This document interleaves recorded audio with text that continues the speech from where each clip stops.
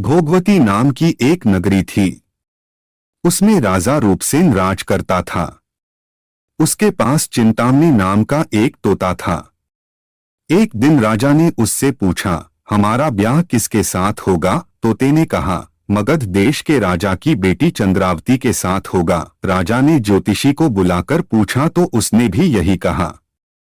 उधर मगध देश की राजकन्या के पास एक मैना थी।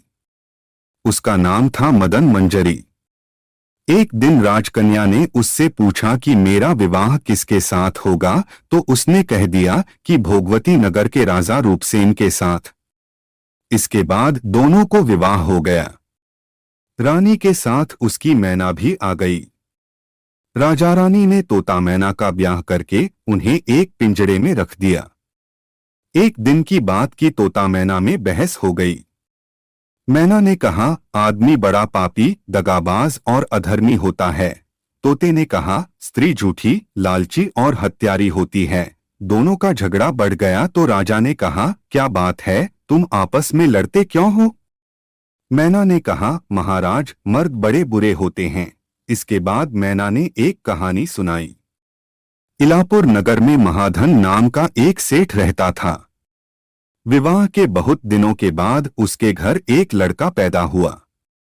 सेठ ने उसका बड़ी अच्छी तरह से लालन पालन किया, पर लड़का बड़ा होकर जुआ खेलने लगा। इस बीच सेठ मर गया। लड़के ने अपना सारा धन जुए में खो दिया। जब पास में कुछ न बचा तो वह नगर छोड़कर चंद्रपुरी नामक नगरी में जा पहुंचा। वहां हेमगुप्त नाम का साहूकार रहता था। उसके पास जाकर उसने अपने पिता का परिचय दिया और कहा कि मैं जहाज लेकर सौदागरी करने गया था।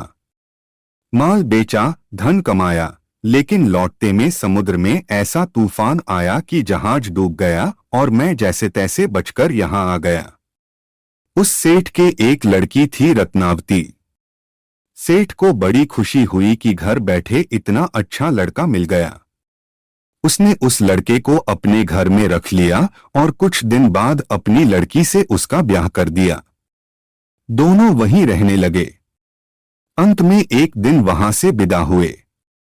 सेठ ने बहुत सा धन दिया और एक दासी को उनके साथ भेज दिया। रास्ते में एक जंगल पड़ता था। वहां आकर लड़के ने स्त्री से कहा, यहां बहुत डर है, तुम अपने गहने उतारकर मेरी कमर में बांध दो। लड़की ने ऐसा ही किया। इसके बाद लड़के ने कहारों को धन देकर डोले को वापस करा दिया और दासी को मारकर कुएं में डाल दिया। फिर स्त्री को भी कुएं में पटककर आगे बढ़ गया। स्त्री रोने लगी। एक मुसाफिर उधर जा रहा था। जंगल में रोने की आवाज सुनकर वह वहां आया, उसे कुएं से निकालकर उसके घर पहुंचा दिया। स्त्री ने घर जाकर मां बाप से कह दिया कि रास्ते में चोरों ने हमारे गहने छीन लिए और दासी को मारकर मुझे कुएं में ढकेलकर भाग गए। बाप ने उसे ढाढ़स बंधाया और कहा कि तू चिंता मत कर, तेरा स्वामी जीवित होगा और किसी दिन आ जाएगा। उधर वह लड़का जेवर लेकर शहर पहुंचा। उसे तो जुए की लत लगी थी। वह सारे गहने जुए में हार गया। उसकी बुरी हालत हुई तो वह यह बहाना बनाकर कि उसके लड़का हुआ है, फिर अपनी ससुराल चला। वहां पहुंचते ही सबसे पहले उसकी स्त्री मिली। वह बड़ी खुश हुई। उसने पति से कहा, आप कोई चिंता न करें, मैंने यहां आकर दूसरी ही बात कही है। जो कहा था वह उसने बता दिया। सेठ अपने जमाई से मिलकर बड़े प्रसन्न हुए और उन्होंने उसे बड़ी अच्छी तरह से घर में रखा। कुछ दिन बाद एक रोज जब वह लड़की गहने पहने सो रही थी, उसने चुपचाप छुरी से उसे मार डाला और उसके गहने लेकर चंपत हो गया। मैना बोली, महाराज, यह सब मैंने अपनी आंखों से देखा। ऐसा पापी होता है आदमी। राजा ने तोते से कहा, अब तुम बताओ कि स्त्री क्यों बुरी होती है? इस पर तोते ने यह कहानी सुनाई। कंचनपुर में सागरदत्त नाम का एक सेठ रहता था। उसके श्रीदत्त नाम का एक लड़का था। वहां से कुछ दूर पर एक और नगर था, श्रीविजयपुर। उसमें सोमदत्त नाम का सेठ रहता था। उसके एक लड़की थी, वह श्रीदत्त को ब्याही थी। ब्याह के बाद श्रीदत्त व्यापार करने परदेश चला गया। 12 बरस हो गए और वह न आया तो जयश्री व्याकुल होने लगी। एक दिन वह अपनी अटारी पर खड़ी थी कि एक आदमी उसे दिखाई दिया। उसे देखते ही वह उस पर मोहित हो गई। उसने उसे अपनी सखी के घर बुलवा लिया। रात होते ही वह उस सखी के घर चली जाती और रात भर वहां रहकर दिन निकलने से पहले ही लौट आती। इस तरह बहुत दिन बीत गए। इस बीच एक दिन उसका पति परदेश से लौट आया। स्त्री बड़ी दुखी हुई, अब वह क्या करे।